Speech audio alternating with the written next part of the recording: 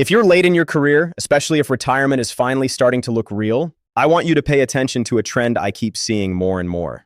It's not about laziness. It's not about being too old. It's about how people get quietly boxed into roles that make perfect sense inside one company, then fall apart the second the safety net disappears. Quick note before we start, this is general information, not legal advice, and not personalized career advice. If you need advice for your specific situation, talk with a qualified professional in your area. All right, here's the pattern. Usually it's someone in their mid-50s to mid-60s. They've got about 5 to 7 years left before they'd really like to retire. They've also been at the same company for a long time, maybe 10, 15, 20 years. A lot of the time, they've been in the same general role for a long stretch too. Not always, but often. Manager, senior manager, director, that kind of level.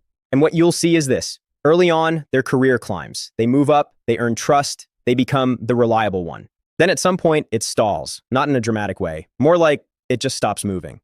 In a lot of cases, the company ends up creating a very specific job for them. Sometimes it's a special project, sometimes it's a unique internal responsibility. It's not always done with bad intentions either. A senior leader likes them, respects them, doesn't want to lose them, and doesn't really have a clean next step. So they get placed into something that keeps them employed, keeps them paid, keeps them useful. But here's the catch. Over time, that person becomes siloed. They're working on something that's unique to that company. It might be important internally, but it's not a common role across the industry. The work doesn't translate cleanly, the job title might sound impressive, but the actual skill set becomes oddly specific. And because they're protected by the senior leader who put them there, they're sheltered from a lot of the normal market pressure that forces people to stay sharp. Then the safety net disappears.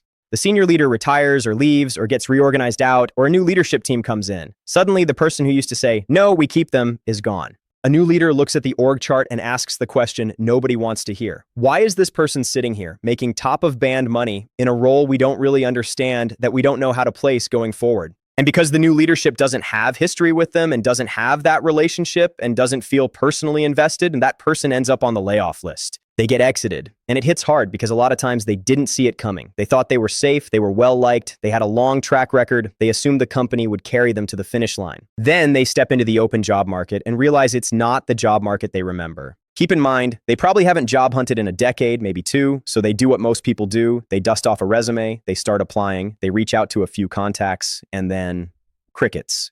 No callbacks, no traction. People they used to know are polite, but they don't have anything. The phone doesn't ring. And 2 big issues usually show up right away. First, because the role was so siloed, it's hard to translate the experience into another company. The achievements might be real, but they're wrapped in internal language, internal systems, internal processes. Hiring teams don't always know what to do with it. Second, compensation becomes a wall. At senior levels, if you've been at one company for a long time, you're often near the top end of the salary range. That can be great while you're employed. It can be a problem when you're trying to get hired. Companies are cautious about bringing in someone expensive unless the match is extremely clean and the skills line up exactly. Then there's a third layer that makes it worse, and it's the one people don't like to talk about: skills drift. If your company wasn't aggressively adopting newer tools, newer methods, newer ways of working, you can fall behind without realizing it.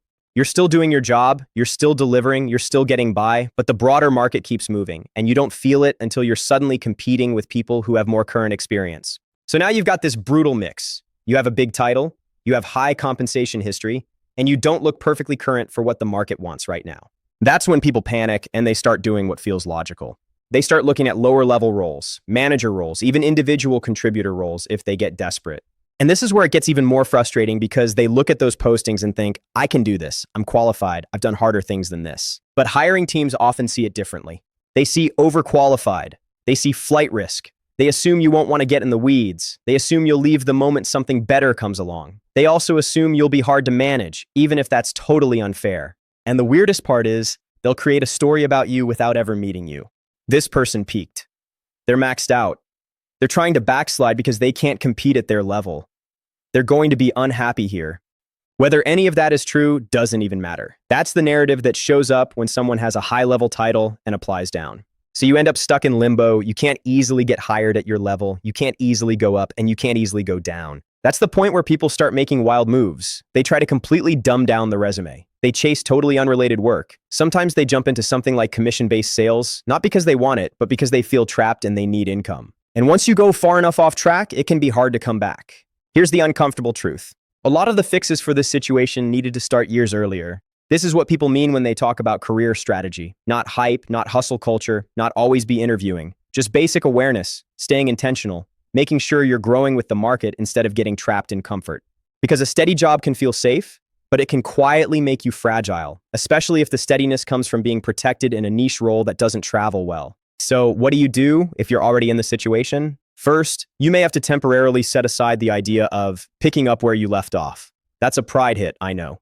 But if you're 5 to 7 years from retirement, your best move might be the move that gets you stable income fastest, not the move that perfectly matches your previous title. Second, you have to decide how much time and energy you're willing to invest in reskilling. If you're close to retirement, a full reinvention might not be realistic, but a targeted update often is. Think in terms of filling the gaps that stop hiring managers from saying yes. Third, your resume has to get brutally aligned. A general, everything I've ever done, resume usually fails in this scenario. You need a version that clearly matches the job you're applying for, using market language, not internal language. You're trying to reduce confusion. Confusion is rejection. Fourth, you need visibility and not just inside your company. If you've been somewhere a long time, you should ideally have relationships outside the building. People who know you, not just your title. People who've seen your work. If that isn't built yet, you can still start, but you'll want to move quickly and be consistent. Industry groups, peer connections, former coworkers, vendor relationships, partner teams, even lightweight conversations that rebuild your presence. And yes, LinkedIn matters here. Not for posting inspirational quotes, for reconnecting, for being findable, and for starting conversations that turn into real leads. Now, if the traditional job search isn't moving fast enough, you may need to get creative. Consider contract work, consider 1099 opportunities, consider short-term consulting. Reach out to consulting firms in your space. Sometimes the fastest path back to stability isn't a perfect full-time match. It's a shorter engagement that puts you back in motion, updates your experience, and rebuilds confidence in the market. Also, you may have to put your ego on a shelf for a bit. Some people turn down lesser roles because they feel like they should be able to land the same level they had 15 or 20 years ago. But this isn't the same market. Hiring is more picky, more skill-specific, and more competitive. If you're carrying the disadvantage of being siloed plus the disadvantage of a rough labor market, it's a hard combo. So the goal becomes simple. Get positioned, get current, get visible, get moving. And if you're earlier in your career and you want to avoid ending up here, the play is even simpler. Be intentional now. Keep your skills current. Don't let your network shrink to one company. Every year or two, look at job postings in your space and ask, if I had to get hired tomorrow, would I be competitive? Keep a running brag doc of measurable wins. Make small moves before you're forced into big ones.